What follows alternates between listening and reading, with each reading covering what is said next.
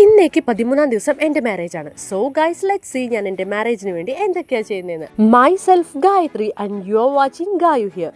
രാവിലെ തന്നെ നേരത്തെ എണീച്ച് ബസ് പിടിച്ച് നമ്മൾ കുത്താമ്പുള്ളിയിലോട്ട് പോവുകയാണ്. കൂടെ അച്ഛനും അമ്മയൊന്നും ഇല്ല, അനിയത്തി മാത്രമേ ഉള്ളൂ. ആൻഡ് എൻ്റെ ഒരു സിസ്റ്ററും അവരുടെ ഫാമിലിയും കൂടെ ഞങ്ങളെ ഒരു സ്ഥലത്ത് വെയിറ്റ് ചെയ്യുന്നുണ്ടായിരുന്നു. ആൻഡ് അതിനുശേഷം ഞങ്ങൾ കാറിലാണ് കുത്താമ്പുള്ളിയിലോട്ട് പോകുന്നത്. കുറേ പേർക്ക് അറിയുന്നുണ്ടാവും, കുത്താമ്പുള്ളി നെയ്ത്തുഗ്രാമം എന്ന് പറയുന്നത് ഭയങ്കര ഫേമസ് ആണ്. ആൻഡ് ഇതുപോലെ വെഡ്ഡിങ് സാരീസിനൊക്കെ അധികം റേറ്റ് ഇല്ലാതെ ആൻഡ് നല്ല സൂപ്പർ ക്വാളിറ്റി ഉള്ള സാധനങ്ങൾ നമുക്ക് കുത്താമ്പുള്ളിയിൽ കിട്ടും. സോ എനിക്ക് എൻ്റെ ഭയങ്കര ആഗ്രഹമായിരുന്നു എൻ്റെ വെഡ്ഡിങ് സാരി എന്തായാലും കുത്താമ്പുള്ളിയിൽ നിന്ന് എടുക്കണം എന്നുള്ളത്.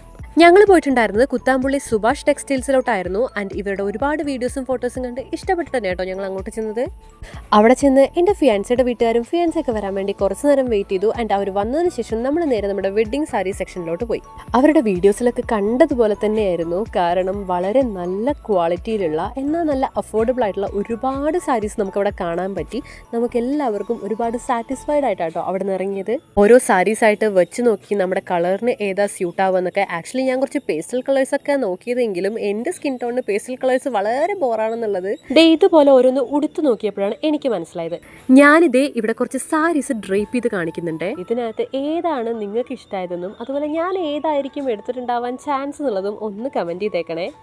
ബൈ ദ വേ, ഞങ്ങളുടെ ഒരു ദിവസത്തെ പണിയാണ് നിങ്ങളിതേ ഈ 2 മിനിറ്റ് ഷോർട്സിൽ കണ്ടുകൊണ്ടിരിക്കുന്നത് കേട്ടോ. വെഡ്ഡിങ് പർച്ചേസ് എന്നൊക്കെ പറഞ്ഞാൽ അത്ര ചില്ലറ പരിപാടിയല്ല എന്നുള്ളത് കുറച്ച് ദിവസങ്ങൾ കൊണ്ട് ഞാൻ പഠിച്ചു. ഇനി ഇവിടെ എടുത്ത് പറയേണ്ട ഇവിടുത്തെ കസ്റ്റമർ സർവീസ്.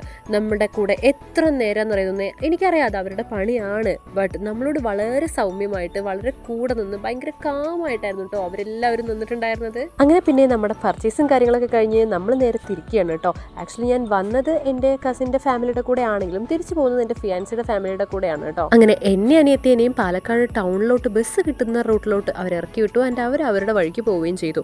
ആൻഡ് ഞങ്ങൾ നേരെ പാലക്കാട് ചെന്നിട്ട് ഒരു ഷോപ്പിൽ കയറി ആൻഡ് ലൈനിങ് തുണികളും കാര്യങ്ങളൊക്കെ എടുത്തു. ഇടെത്തുമ്പോഴത്തേക്കും രാത്രി 9 മണിയായി. അപ്പൊ ഇതൊക്കെയായിരുന്നു നമ്മുടെ ഇന്നത്തെ വിശേഷം. അപ്പോൾ നാളെ നമുക്ക് പുതിയ കല്യാണ വിശേഷങ്ങളായിട്ട് കാണാം. Till then bye.